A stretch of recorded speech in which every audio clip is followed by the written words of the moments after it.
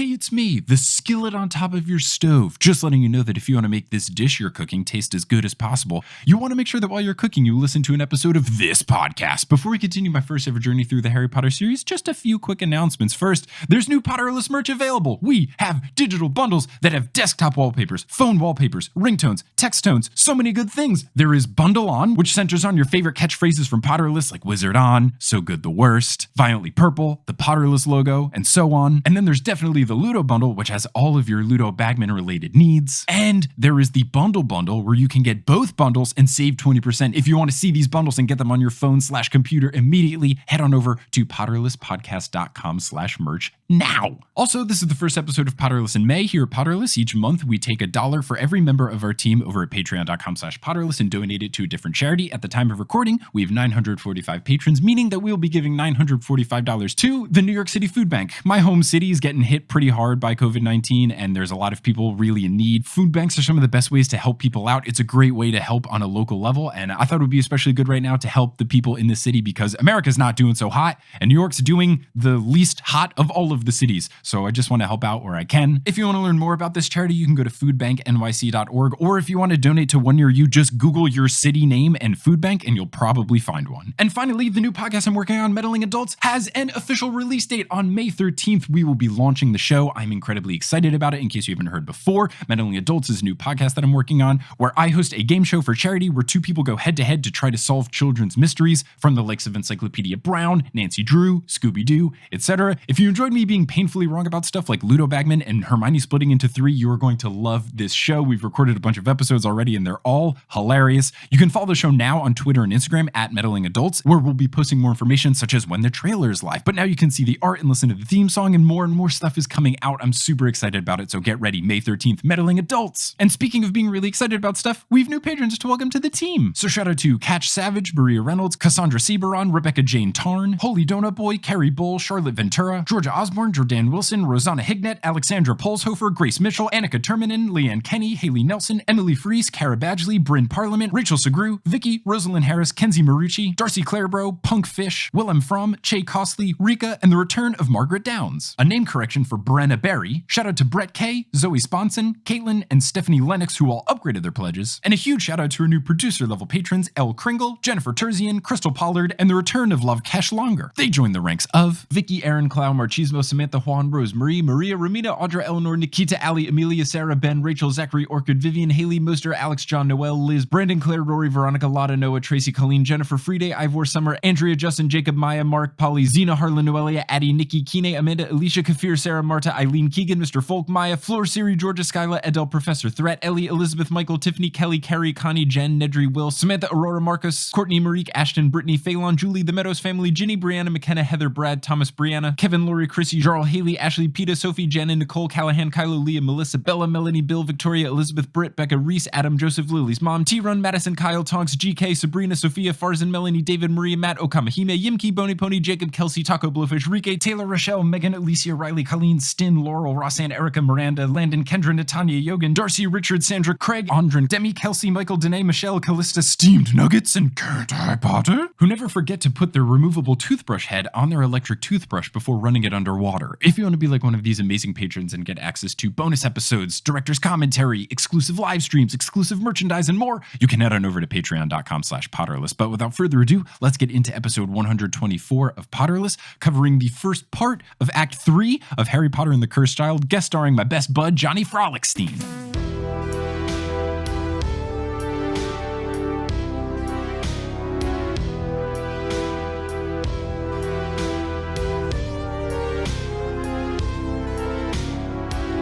Hello, Internet, and welcome back to another episode of Potterless, the tale of a grown man who didn't read the Harry Potter series as a kid. He read them as an adult, he watched all the movies, and now he's consuming the outside content, including a very bad play. My name is Mike Schubert, I'm that grown man, and I am here joined today by my best friend, the best man in my wedding, and someone that is ready to discuss the third portion of Cursed Child, the plot. It's Johnny Frohlichstein. Johnny, how's it going? It's going great. I can't wait to talk about this dumpster fire.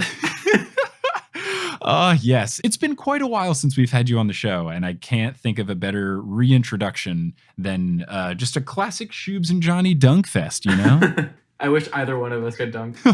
If only. We can just on, 9-foot rims. Little Fisher Price. It's very, very true. So to put things into perspective, what is your experience with Cursed Child in terms of reading it, seeing it when it came out, etc.? Yeah, so I read it in 2016, shortly after it came out. I was on a bike trip when it came out with some other folks, and we didn't really have access to like bookstores or anything like that. We were biking throughout the rural Northeast. And so after the bike trip, the first thing that I did was go to Barnes & Noble, buy it, go to Chipotle, and then I read the whole thing in Chipotle. And then I closed it and I said, wow, I don't know if I would have done that again. Oh. I don't like this play. I am on record as not liking this play. Mm-hmm. And I think Act 3 is a lot of the reason why I don't like this play. So this ought to be good. You were a very intentional choice for this part of the plot recap discussion episodes of Potterless, because it's the true yin and the yang of how we're going to round this out. Promo for the first 2 episodes, she wasn't the biggest fan of it, but I still think that we tried to analyze it as critically, but also give it the praise it deserves in the few places it does. Then the last episode is with Leah from Mischief Management, and she is very pro Cursed Child. So in order to balance that out, I really needed to dunk on this act because it's the most bonkers and bananas portion of the entire play. Dude, it is scary. There's so much to unpack. Oh, not even just the plot, but there's these like little throwaway lines that happen in this act that you're just like, wait, what the fuck just happened? Well, I'm so excited. Yeah, so let's get right into it. Let's not waste any more time. When we last left our heroes, it was just Scorpius because Albus is dead and it's in the bad Voldemort alternate reality. I guess. So Act 3, Scene 1 is in the Hogwarts headmistress's office, but this time it's Umbridge and not McGonagall. Not fun. It's very gross that she's in charge. I don't like it at all. What if somebody bad was the headmaster? So Scorpius is in there. She tells Scorpius that he has head boy potential, citing his pureblood status, his natural leadership, and his athletic prowess, because apparently he's a Quidditch star in this reality. So 2 things. 1, athleticism and head boy potential.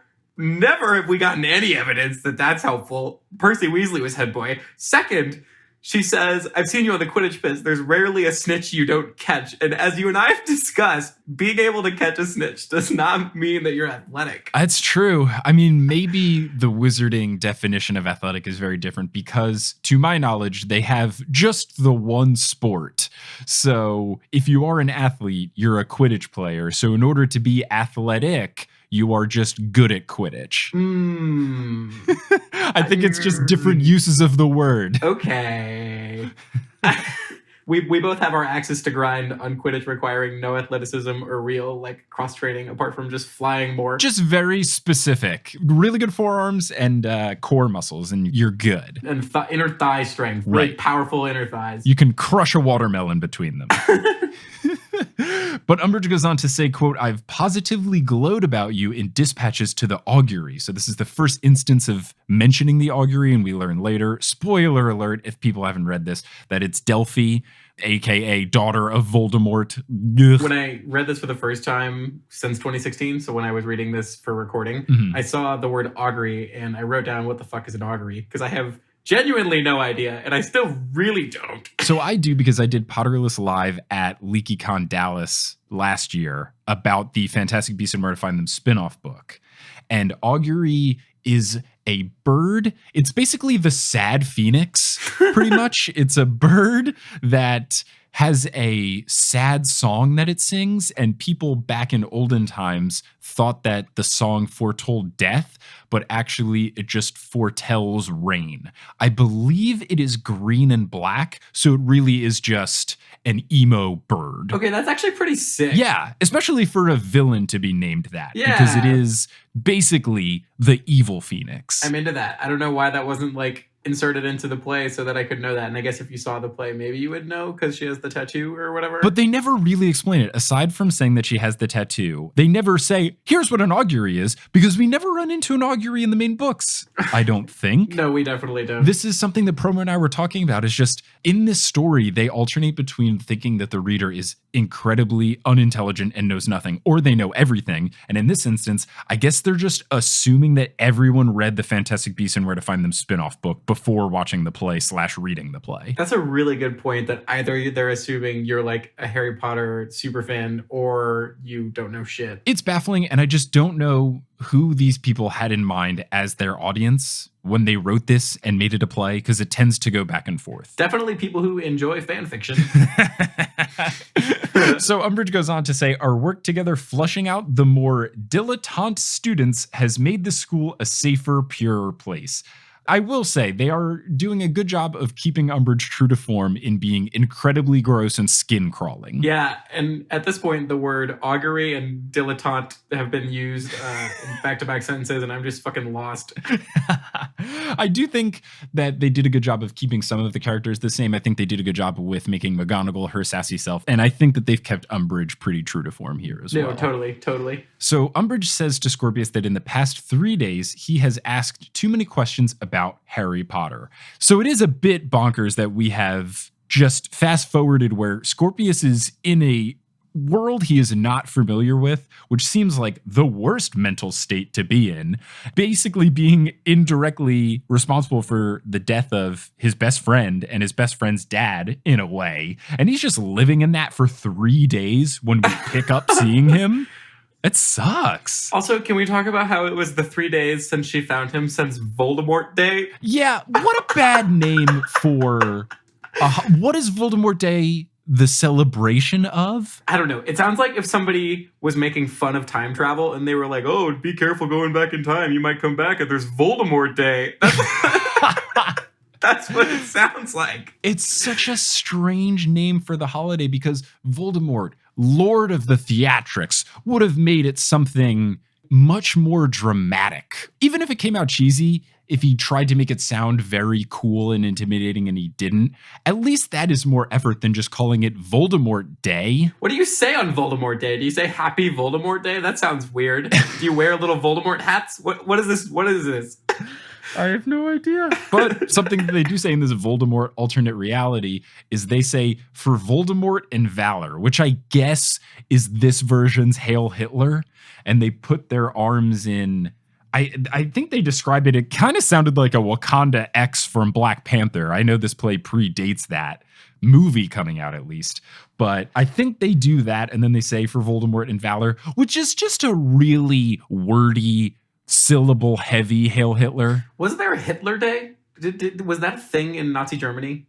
Was there like a day for him? I, thankfully, not well versed in this stuff, but I would not put it past Hitler to make a holiday after himself and then just name it after himself. Hitler Day. Well, I mean, he did really poorly in art school, right? So he can't be very creative. Mm-hmm. So he wouldn't come up with a good name. Bingo. That's the origin of Voldemort Day. Heard it here first. So then we go on to Act 2, Scene 2, which takes place on the Hogwarts grounds. And here is a new development that we've learned in this plot that I completely forgot until I read this. Scorpius is now called the Scorpion King. Oh, are you referring to the 2002 American historical fantasy action film directed by Chuck Russell? That's part of the Mummy cinematic universe and starring Dwayne "The Rock" Johnson, the Scorpion King. Oh, is that what this is? Is this the same Scorpion King that got a 40% on Rotten Tomatoes with only a 38% audience score? That's the one. Somehow a stupid ass movie like The Scorpion King did better with critics than it did with its audience, which means it didn't even do its job. It wasn't even like fun. Scorpion King, I get his name is Scorpius, but it doesn't seem like the coolest nickname. So I did a little bit of research on the Scorpion King, and I was trying to figure out where this could have come from. And I think there was like some really, really obscure like ancient Egypt figure who was like purportedly known as the Scorpion King. Okay. But like this had to have just like been somewhere like incepted in whoever wrote this fucking play's brain, right? The fact that this movie existed. And then they just like, oh, we could call him the Scorpion King. And they had no idea that they were like referencing this, but they, I don't know. What's strange about it is that it's so similar to his actual name. So I get the connection. Oh, his name is Scorpius. Let's call him Scorpion King. I don't know where you get the king from. I guess if you're saying that it was pulling from ancient Egypt, but that feels very odd for wizards to pull out. But I don't know. Scorpius is enough of a unique name. Usually I have found that when people have very unique names, you don't really give them a nickname. Totally. I think truly that somewhere in the writer's room, somebody had the name of this movie like deep in their subconscious and just like threw it out. Like, look at athletes, people that have very unique names. Even if they have a nickname, you don't really call it that. Like, sure, Giannis has the Greek Freak and LeBron has King James, but because their names are not common, we just call them LeBron and Giannis because they're not really getting confused with anybody else. Right. Yeah. Like, I wouldn't walk up to Giannis and be like, hello, the Greek Freak. Like, they're like, hey, Scorpion King. It's so weird. Yeah. Karl Malone, we call the mailman because Karl Malone is a very boring name. And here's an amazing transition because you know who's back? Carl Jenkins. Call me an automated moving device from the year 2006 because I'm a Segway, baby.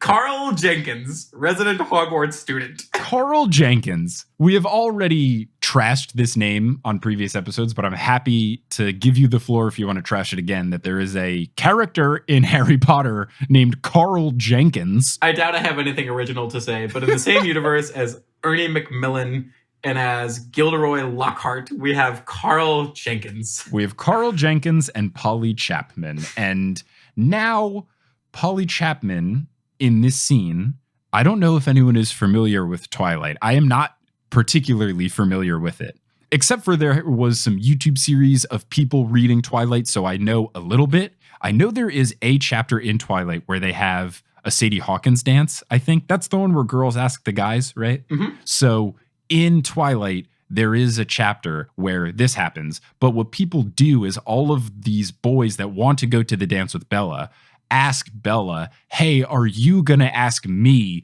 to the dance? Which ruins the whole purpose of the Sadie Hawkins dance. So Polly Chapman here is pulling the same move because I guess whatever ball this is a boys ask the girls ball, which Polly, you could just ask him. It's 20 whatever this story takes place in year. Just ask him. But she does the move and says, are you going to ask me to the ball? So now Polly Chapman has the hots for Scorpius. Scorpion King. Ugh. Oh, the ball is called the Blood Ball. Ugh. So how do you go from Voldemort Day to the Blood Ball? Both awfully named in completely opposite ends of the spectrum. The Blood Ball. It sounds like a colloquialism for a medical condition. I guess it's blood because of blood purity, but it just doesn't sound like an appealing event to go to. Hey, do you want to go to the Blood Ball? Actually, I'd rather not. Yeah, I don't want to go. I think I'm going to pass on the Blood Ball. Honestly, the Yule Ball doesn't even sound good. At least the Yule Ball sounds fancy. It does sound fancy. But the Blood Ball? One other thing I want to talk about in this scene is one of the like annotations which says Scorpius is high-fived. It's painful. He takes it. First of all, Scorpius like not being able to handle like dude bro like high fives is amazing. And second of all, high-fived, it's painful. He takes it is like you could adopt that as a life motto. It's painful. He takes it. That is everyone dealing with COVID-19. Yeah. It's painful. They take it. Yep. We also learn that apparently there are mudbloods in the dungeons, and this was Scorpius's idea. Yeah, that's crazy. It gets really dark really fast. It truly, truly does. And then there's something that I think is very strange. Polly, I believe, says, "Oh, Potter," in the context of saying, "Oh, crap," or "Oh, darn," or "Oh, shit." And this is how do you say the opposite of a parallel? A perpendicular? Sure. This is a perpendicular. No.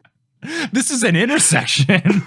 It's a mirror flip of earlier in the play, Ron and I think some other characters have said thank Dumbledore instead of thank God, which I also think is strange. But is there any phrase in modern colloquialisms where people say, oh, crap, but instead of crap, they say someone's name in history that we don't like? Well, actually, Mike, we say, oh, shit, because there was a really huge asshole named Dan Shit. Boo, I knew once you said, well, I knew this was coming. so sorry. So I just think that's a weird forced in thing that people use "Oh Potter" as slang. Like Potter has become synonymous with poop. And I also made a note about the replacing God with Dumbledore thing, because that is arguably weirder and more uncomfortable. I don't get that at all. Very strange. Not a fan. Yeah, super weird. So we move on to Act 3, Scene 3, which is in the ministry in the office of the head of law enforcement.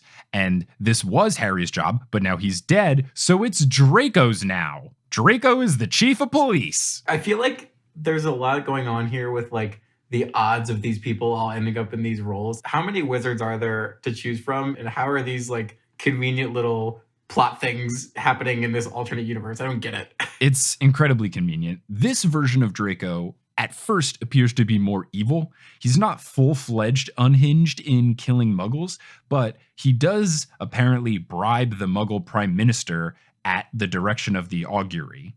And what's interesting about this alternate reality is that people keep talking about the augury as if she is high in power, but they never truly explain what Voldemort's status is. Do they? No, that's a good point. We don't know if he like passed from old age or what's going on. Yeah, I don't know if it's just since Voldemort has had a kid and now he has the augury, if it's a Avon Barksdale Stringer Bell from The Wire situation where, right, really great reference that the older listeners of Potterless are going to get, and all the college age kids are going to go, what is this? Idris Elba was Stringer Bell in The Wire. Everyone go watch it.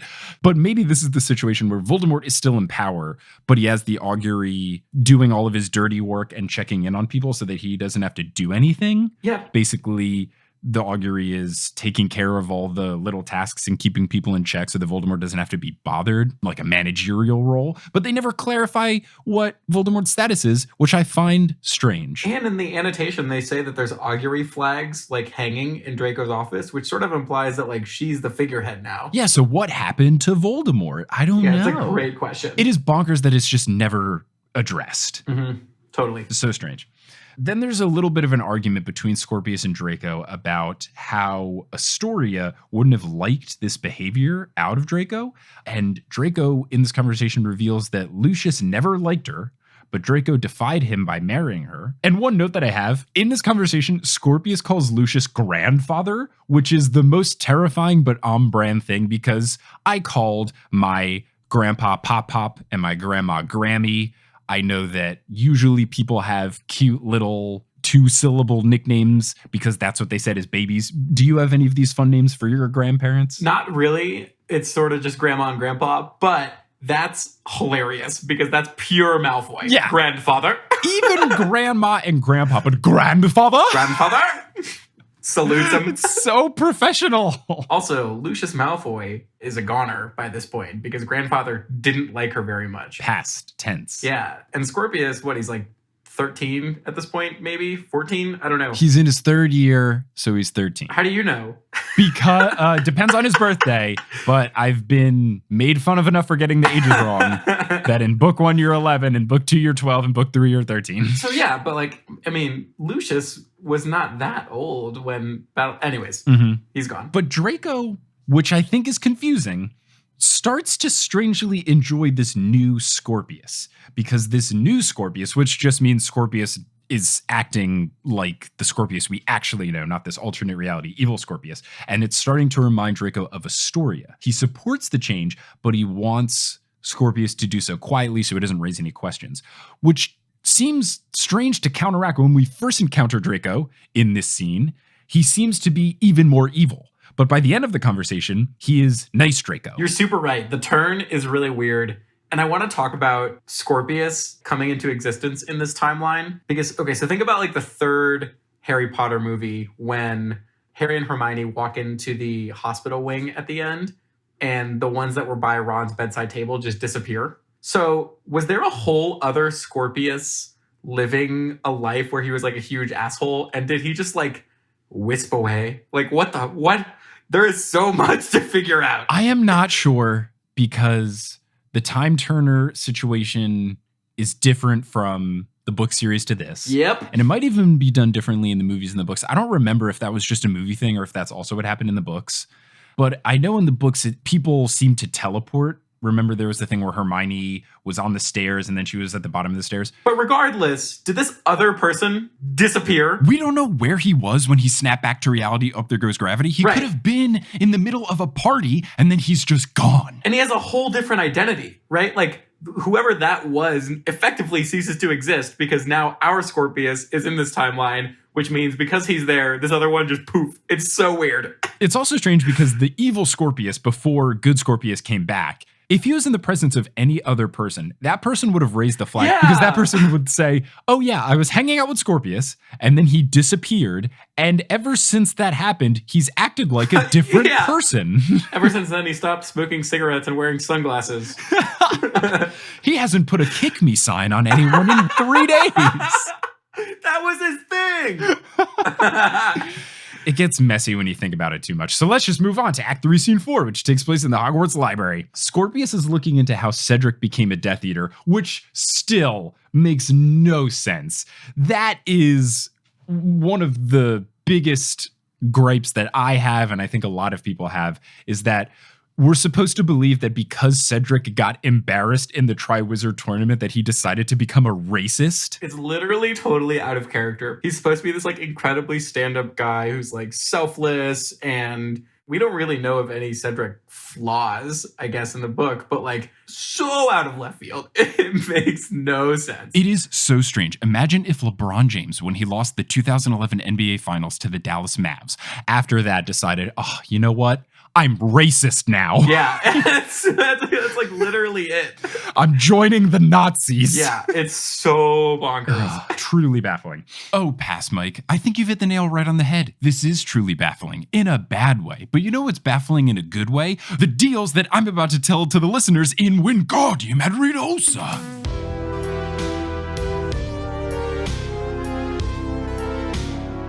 Today's episode of Potterless is brought to you by BACKBLAZE. Let's say hypothetically that you are traveling through time and things keep changing, but you want to make sure that the data on your computer stays exactly the same. What's the one surefire way to do it? Is to have a solid backup. What's the best way to back up your stuff? It's with BACKBLAZE. BACKBLAZE is unlimited cloud backups for Macs and PCs. They back up documents, music, photos, videos, drawings, projects. Everything that you've done is all safe and secure. So if something happens to your computer, you can restore your files anywhere. You can directly download them, or you can have a physical backup sent to you by mail. I've used BACKBLAZE in the past when I had computer issues and they really saved my butt. I had to bring in my laptop for a repair. I couldn't plug it into an external hard drive because of the problem. So BACKBLAZE let me do it using the internet, and then they repaired it because there was a risk that I was going to lose all my data when they went inside my computer. So thank you, BACKBLAZE, for saving my hiney. And I'm not the only hiney that's been saved. BACKBLAZE has backed up over 500 petabytes of data. That's 500 billion megabytes, and we all learned a new word today. BACKBLAZE makes it super simple, just runs in the background of your computer and constantly backs everything up, so you don't have to worry about remembering to plug in a hard drive or do Time Machine or anything like that. And as a Potterless listener, you can go to backblaze.com/Potterless and get a free 15-day trial. Head on over to backblaze.com/Potterless, start backing up your data in the simplest way possible, and make sure that your stuff is all good even as you travel through time and change the world around you today. Today's episode of Potterless is also brought to you by Shaker and Spoon. Let's say hypothetically that you were finally able to get back to your real reality after screwing up things pretty badly by time traveling. Well, you want to celebrate this momentous occasion, and obviously you're not Scorpius Malfoy because you're underage. You're an adult in this scenario. You want to celebrate. How are you going to do so? You're going to make fancy drinks with Shaker and Spoon. Shaker and Spoon is a delivery service that will send a box directly to your door that helps you make 4 servings of 3 different drinks, all using the same alcohol. All you need to do is supply the liquor. They supply everything else. It's very simple, and I really appreciate them in these quarantine times because you've got your same bottles of liquor in the cabinet, and you don't want to keep making the same drink over and over again. Shaker and Spoon can help you expand your horizons and try new drinks and find new favorites. And as a Potterless listener, you can get $20 off your first box if you go to, and this is a new link, shakerandspoon.com/wizardon. The boxes are between $40 and $50, so you're getting about half off here, which is pretty sweet. You can't go out to bars anyway, so you might as well make some drinks yourself and save some money. And if you want to do so, you can head on over to shakerandspoon.com/wizardon to make some fancy drinks to celebrate you traveling through time and ruining things, but then fixing things today. Our good buddy Craig Bowker Jr. Hey, Craig. Craig Bowker Jr. and Carl Jenkins. Dude, Craig Bowker Jr., as we find out over the rest of this act, is like the guy who just shows up in a group setting and he's like, hey guys, and everybody's like, shut up, Craig. Or the person in a group text that tries to text something funny and everybody only does the reactions to it. No one replies. Ha. I do appreciate that a junior was finally introduced into the naming convention. I think that's nice. But Craig Bowker or Bowker or however you want to say junior, just, Craig Bowker Sr. definitely works in financial accounting at the ministry. Oh, yeah, for sure. So Craig Bowker Jr. apologizes for not having Scorpius's potions homework done. But he says, Snape just assigns too much homework. I couldn't get it done. They have this interesting back and forth where Bowker is legitimately afraid of Scorpius. It's very much the please don't beat me up kind of dynamic, and Scorpius is not sure how to process this information. And then it's like brain blast moment. We get a Scorpius brain blast. What's the Scorpius brain blast? Because I don't have any other names. Did he say Snape? Oh. It's the Wait a second. Snape's not alive. I've never met Snape. How can he teach if he's dead? He's not Professor Binns. Unless. So we're going to act 3 scene 5, which is in the Hogwarts potions classroom. Snape is being very guarded, especially after Scorpius brings up him being a spy. Dude, Scorpius, no chill. He goes, Severus Snape, this is an honor. That's the first thing he says to him. Scorpius has no chill, but also no time for dilly-dallying, and I respect it a lot. Totally. Because when Albus and Scorpius were in the first alternate reality, not the evil one, Albus could not have handled it worse and wouldn't drop it that he was in a different reality and couldn't put anything together properly. Scorpius, on the other hand, yeah, sure, he has this blunder where he says an awkward thing to start Snape, but then immediately is like, hey, dude, you were a spy. I know what's up. Come on. You worked with Dumbledore. We've used time turners. Everything's fucked. You're supposed to be dead. We got to fix this. He wastes no time, which I really appreciated. You're right. He's super direct, and he's also super smart about, like, what could I know about Snape that I would have no way of knowing except for this explanation. Yeah. Scorpius really handles it well. He's really on top of things. I like him so much. Oh, Scorpius is a winner. I'm sure we'll get to the fact that it's absolutely absurd that he and Albus aren't married by now. Mm-hmm. Every Cursed Child episode of Potterless, we've discussed this with every single guest. I figured, and that's excellent. Scorpius says that the humiliation turned Cedric into a Death Eater, which makes no sense.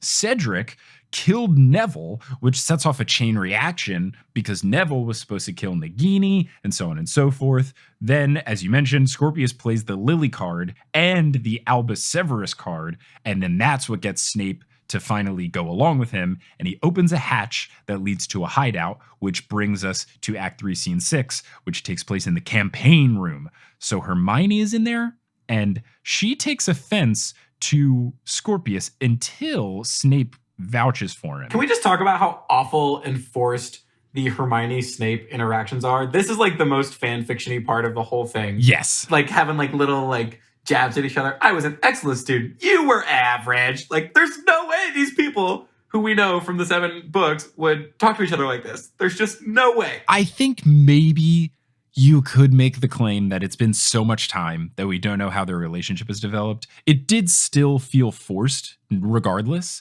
And also, why is Hermione so grumpy in the 2 alternate realities? I don't know. She is so mad about everything. No idea why. I mean, this one makes sense. This one makes more sense. The last one did not make sense, where she was saying, oh man, I'm a teacher. Ugh. Like, yes, of course you are. The only explanation if she's like going full Snape mode because she loved Ron and didn't get to be with Ron, so now she's going to bully little kids. Yeah, I guess. I don't know. I agree. The dynamic felt strange. And it did feel very fan fiction-y. And that's what a lot of people say is just, this play just reads like a poorly made fan fiction. And I am not an avid fan fiction reader, but my sister is. And she often texts me, oh, I just read this fan fiction and here's the plot synopsis, which I really think is fun. The other day, she texted me one where Ludo Bagman was actually the bad guy in a story, which I thought was fantastic. When was that published? From some of these plot synopses that Megan has told me, they're all better than this. Yeah. They all sound more enticing. Yeah. I'm sure you've talked about this in other episodes, but to mess with time again after like acknowledging the mistake of messing with time and to break her own rules. Yes, of course. Exactly. You admit that your rules are bad, then you've broken them, which So Ron enters the room. He tries to threaten Scorpius, but he does so very poorly. Snape again vouches for him, and then we move on to the next scene. So we learn that these three are Dumbledore's army. Strange that they call themselves Dumbledore's army and not the Order of the Phoenix. Yeah. Right? Dumbledore's army, the whole point was like it was the kids. Yeah. So why have they changed the name? It feels like they should be the Order of the Phoenix. I mean, I guess the only thing you could say is like the Order of the Phoenix lost to the Death Eaters, but I don't know. Yeah, there's no real good reason. I was confused of why the name change happened. Maybe Ron and Hermione outvoted Snape 2-1. Dang it. Scorpius reveals that Ron and Hermione are married in the right timeline and Snape is dead. So we got to talk about that reveal because it's more fan fiction bullshit. Ron saying, I expect their mother is hot. It's so cringeworthy. Because Ron, like, he doesn't know that Hermione was the mom that Scorpius was referring to Ron's children. And, I bet she's hot. Like, what? Doesn't feel very Ron-esque. I don't think anyone called anyone hot the entire 7-book series. And now Ron is like an adult and on the run and a part of this like Dumbledore's army. And he's, I expect their mom's hot. What? I feel like this happens in this play a decent amount. And this is a prime example of a conversation that feels like a textbook conversation between maybe other characters in this type of scenario, but not these characters. Kind of like when Harry and Hermione in the very beginning had the you gotta do your paperwork conversation. Yeah. And then Harry and Ginny have the we're a grumpy married couple conversation a couple times throughout. But this one, Ron is not the type of person to do that. No. I don't know. Yeah, Ron as a teenager said some stuff, but he never gave me bro vibes. No, not at all. And it's just so like cheesy and hacky. I don't know. There is some really good dialogue. I will give it that. But some of the stuff that comes up, you double take and you're like, what? I would never have seen this in the 7 books. Some of the dialogue that is good comes from Snape, but it did rub me the wrong way because it felt like this is an agenda of J.K. Rowling to make us all like Snape more and forget that he was so unlikable in the books. Yeah, it's like good dialogue. It's not particularly Snape. I don't know. It's fan fiction. How very irritating. It's fan fiction. Yeah, the how very irritating is good. I feel like this is movie Snape turned into a written character. That is a good way of putting it. My tinfoil hat is that J.K. Rowling realized she didn't make Snape likable enough in the books until the very end, and it wasn't enough to pay off and make us all forgive the shittiness he did earlier in the series. So in the movies, she worked with Alan Rickman to make him more likable, and now in Cursed Child, she has the chance to make him even more likable so that people are more fond of Snape. This is my secret agenda that I think she has. I think that's entirely reasonable. I was reading a Twitter thread today about all of the things that Snape does in the books that he doesn't do in the movies, and it was the tooth thing. Yeah, there's so much. And then they didn't include like any of it in the movies. And then they add stuff like him saying shh under the floorboards to Harry. And all this. Yeah. So when Scorpius reveals to Snape that he's dead, Snape asks, how did he die? Scorpius says it was Voldemort, and he says, how very irritating. Which I think is great. Yeah, it's good. It's such a great line. Hermione says that she's sorry, and then Snape says, well, at least I'm not married to him, which is very good. And he points to Ron. He's like, I'm not married to him. Oh, does it say points to Ron? Yeah, right before. He indicates Ron with a flick of his head. At least I'm not married to him. Oh, so I get that. I also, my original interpretation was saying, well, at least I'm not married to Voldemort, which like, yeah, I guess. Yeah. Was that your other option, man? Between those two things? Killed by him or married to him, the two genders. Wait, that would imply that he's married to Voldemort in this reality and secretly working with Dumbledore's army. Oh. We ship. So Scorpius explains how the time turner works and what he and Albus did the other times that they went back. So this new team develops a plan. Hermione is sad that it's going to cost Snape his life, but he says, sometimes costs are made to be borne. I didn't just quote Dumbledore, did I? And Scorpius reveals, nope, that was all genuine Severus Snape. So then they go back in time. So I have a question really quickly about Rebel Hermione and the costume she was wearing on stage. Because in my head, she's wearing like a motorcycle vest and like has tattoos and a pixie cut. It's not full-fledged badass, but she is dressed more rattly I believe that she had some sort of headscarf situation going on, whereas when she's minister, she has just natural curly hair going on. So she has some sort of headband, headscarf situation going on. And then her clothes are just like a little rattier. You know, it's just all the types of things they dress people in when they're the resistance. It's very trademark kind of that. But she's not full-fledged tattoo sleeve, leather jacket that Rosa wears in Brooklyn Nine-Nine. It's not that far. Got it. So Act 3, Scene 8 is The Edge of the Forbidden Forest in 1994. My boy Ludo Bagman is back announcing. Love it. He's Still back. Funny. Him and Scorpius, the two redeeming things in this story. It's crazy how he ended up being the bad guy finally after all these years for you. So basically all that happens is Hermione blocks Albus's spell so that he's unable to do the Expelliarmus for the first task. And that's the end of the scene. Things are going off the rails, by the way, because this is like Inception, right? Where it's like a flashback within a flashback, and we're going to stop the other thing from happening. It's so crazy. It's very Back to the Future, too. You're so where right. They have to avoid seeing people as well as their time-traveled versions of themselves. So much happening. Also, Ludo Bagman calls Cedric a doggy dynamo, which... Yes, he does. Yes, he does. Already strange that he uses this language for a child, but we're just going to move on. Woof. So Act 3, Scene 9 is The Edge of the Forbidden Forest, and they are back. Ron is in pain, and apparently Albus was too when he came back from time traveling. I don't know if this is supposed to signify anything, but they make note of it. I didn't really understand if I was just missing something here. No, I don't really get it. Yeah. I'm sure someone will tell us what's up, but I don't get it. They never clarify why it happened or what the significance is, just that Ron's hurt. Past Mike, surprisingly, you are correct that they never clarify or tell you the significance of the pain that Ron is sustaining. But Past Johnny, you are also correct in that someone's going to tell you what's up, and it's me. Hey, Editing Mike on the premises to let you know that Past Mike forgot about Albus's arm breaking. That is the thing that they were talking about. But regardless, they never explain why Albus's arm broke in the first place or why Ron doesn't feel well, why it's the two of them specifically, what's going on. And if this matters, it never gets explained, and it doesn't have any significance except for Ron kind of not being able to run away from the Dementors, I guess? I don't understand. It's very confusing. I don't want to think about it anymore. Anyway, back to the podcast. One of the tiny little butterfly effect things from like when they blocked that spell was that Ron ate something bad and he wouldn't have eaten that had they not blocked that smell. So now he's like, his stomach hurts. So they're all worried because they're exposed, and it's Voldemort world, and the Dementors are after them. So Hermione decides to stay back because they're after her since she's a mudblood. She tells Ron that she loves him and always has and sends them off. But Ron stays back. They kiss, and the Dementors suck their souls out and give Scorpius and Snape more time to run away. I do want to note here that I didn't talk about this effect stuff when I did the Play-Going Experience episode with Kelly. This legitimately terrifying. Really cool effects, very scary, very chilling. You watch all of the people get their soul sucked out, which is not a pretty experience. Mm-hmm. So Snape and Scorpius get to the lake. There's a little bit of a pep talk from Snape to Scorpius, and then Umbridge approaches. There's a little bit of an Umbridge-Snape duel because she saw Snape with Hermione, so she knows something is up.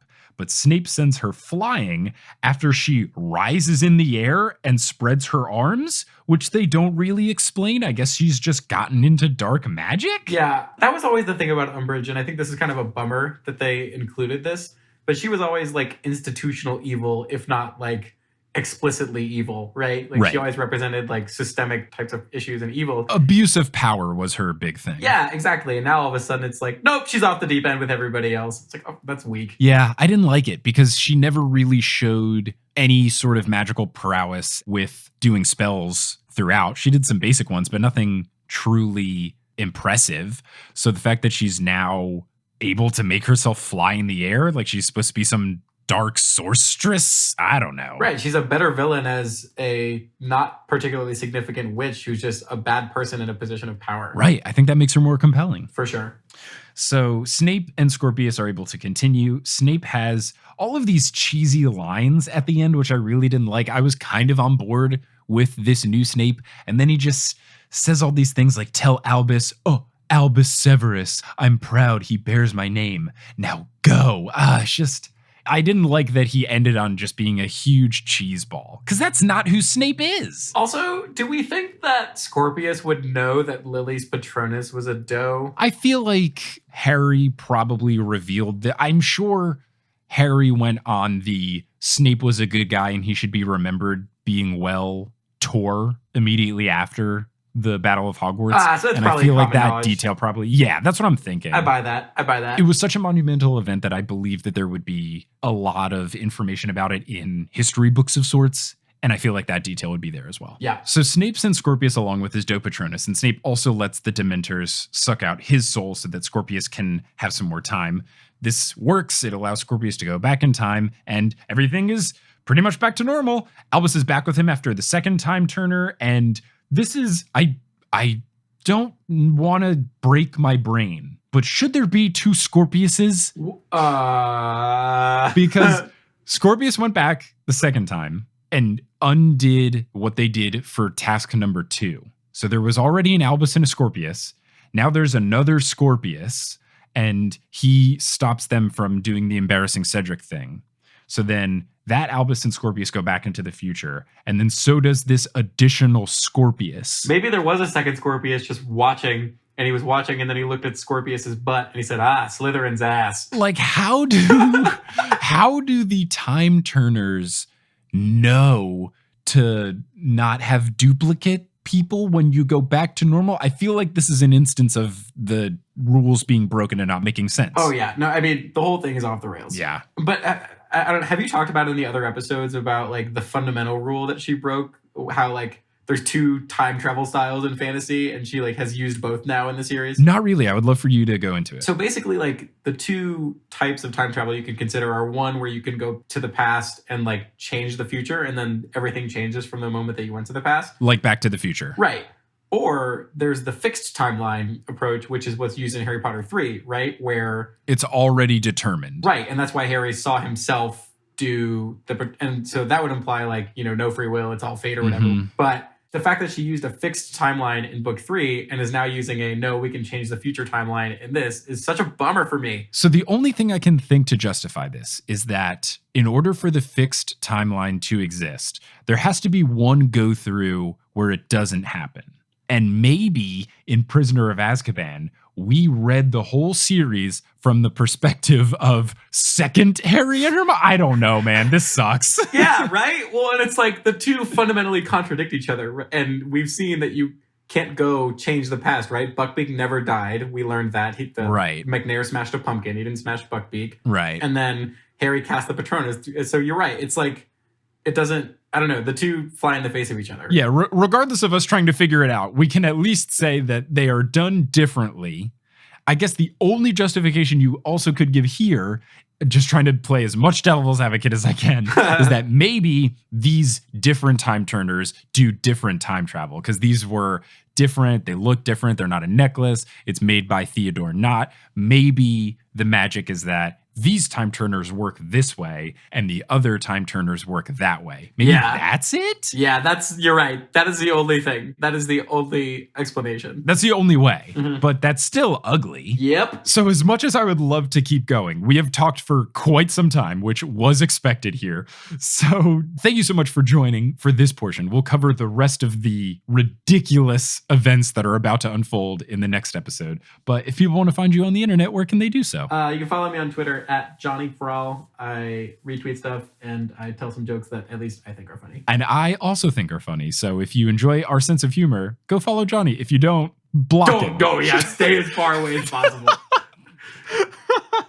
Oh, man. Well, Johnny, thanks for joining. Listeners, thanks for listening. And until next time, as they say in the wizarding world of Harry Potter, when they celebrate Voldemort Day, no, when they celebrate Mike Schubert Day, which I guess will be the holiday. No, sorry. When they celebrate Ludo Bagman Day, which definitely needs to be a holiday. Wizard on! Hey, are you bored bored during quarantine and you've already baked 12,000 sourdough loaves and you want to do something new like, I don't know, make a podcast? Do you need help making that? Well, guess what? Multitude is here for you. We have a ton of free resources available at multitude.production/resources. So if you need help starting up a new podcast, go check it out. Potterless is created by Mike Schubert. It is hosted by Mike Schubert. It is edited by Mike Schubert. It is produced by Mike Schubert, as well as Vicky Garcia, Aaron Johnson, Klaus Lopu, Marchismo, Samantha Rose, Juan Sanfilio, Rosemary Dodge, Marie Lisa C. Keen, Romina Rivadeneira, Audra, Eleanor Curlin, Nikita Power, Ali Madsen, Amelia Krause, Sarah Nink, Ben Silver, Rachel Guthrie, Zachary Polito, Orchid Grower, Vivian the Owl, Haley Hastings, Moster, Alex Consulver, John Kotker, Noel Beausoleil, Liz Bigelow, Brandon Pickens, Claire Spencer, Rory Collier, Veronica Bartova, Lotta Bartova, Noah, Tracy Toya, Colleen, Jennifer Mark, Lou Frieda, Jay Svensson, Ivor Peterson, Summer Rathel, Andrea Kroc, Justin Montero, Jacob Parrish, Maya Gray, Mark Body, Polly Burge, Zena Rosnowski, Harlan Haskins, Noelia, Addie, Nikki Harris, Kine, Amanda Alfred, Alicia McLaren, Kafir Shaltiel, Sarah Shedder, Marta Morrison, Eileen Gazesh, Keegan Curran, Mr. Folk, Maya, Flor Sake, Siri Skarsfjord, Georgia Davis, Skylar Lilly, Adele Ryan, Professor Threat, Ellie Hoskovchova, Elizabeth Christofferson, Michael David Yordi, Tiffany Cottrell, Kelly Otilio, Carrie Crumpler, Connie Bienkowski, Jen Went, Nedry OS, Will Huser, Samantha Lentz, Aurora Fruhoff, Marco Cepeda, Courtney, Marique Rieger, Ashton Gabrielson, Brittany Gutierrez, Phelan, Julie Walton, The Meadows Family, Ginny from the Block, Brianna Jordan, McKenna Tweedy, Heather Langeal, Brad Harding, Thomas Chavara, Brianna Cusimano, Kevin Stewart, Laurie McDonald, Chrissy Tiu, Charles Fiven, Haley Logan, Ashley Enstrom, Peter McGrath, Sophie Duda, Jen and Rose Daub, Nicole Linzer, Callahan and Darris, Kylo the Husky, Leah Reed, Melissa Rabb, Bella Barlack, Melanie Demi, Bill Gill, Victoria Colcapari, Elizabeth Yu, Britt McLean, Becca Spry, Reese Dignan, Adam Graham, Joseph Torp, Lily's Mom, T Run Money, Madison Kyle, Don't Call Me Nymphadora, GK Have It Your Way, Sabrina Balsiger, Sophia Loves Pigs, Farzan Gerabat, Melanie Duhref, David Douglas, Maria Matt Barger, Okamahime, Yimki Bony Pony, Jacob Rossitano, Kelsey Gillespie, Taco Blowfish, Rike Mangor Jensen, Taylor Payne, Rochelle Mobbs, Megan Moon, Alicia Chapman, Riley Kiddis, Colleen Waters, Stin DeVoctor, Laurel Happy, Rossan Batamana, Erica Butler, Miranda Hurley, Landon Schwausch, Kendra Hertz, Natanya Page, Yogan Shanley, Darcy Alexandra Harrison, Richard Johnson, Sandra Rose, Craig McRoberts, Andren Kaufman, K.A. Robb, Steve Trelaura, Leor Nachum, Angela Hill, Julia Buzak, Demi Lynn, Kelsey Willis, Michael Beck, Callista Delano, She Who Doesn't Have to Be Named, Elle Kringle, Lovekesh Longer, Jennifer Terzian, Crystal Pollard, Steamed Nuggets, and Can't I Potter? Web design by Kelly Schubert, audio assistance from Brandon Grugel, and the music is by Bettina Campamanes. If you want to find us on social media, you can at facebook.com/Potterless, twitter.com/Potterlesspod, instagram.com/PotterlessPodcast, and reddit.com/r/Potterless. For any and all information about the show, you can go to potterlesspodcast.com. For bonus content, you can go to patreon.com/Potterless. And for merch, including those new digital bundles, you can go to potterlesspodcast.com/merch. If you want to tell someone about the show, whether it's leaving a review online or reaching out directly saying, hey, you should listen to the show, those both really do help. Thank you so much for listening. And until next time, as I say in the wizarding world of Harry Potter, wizard on!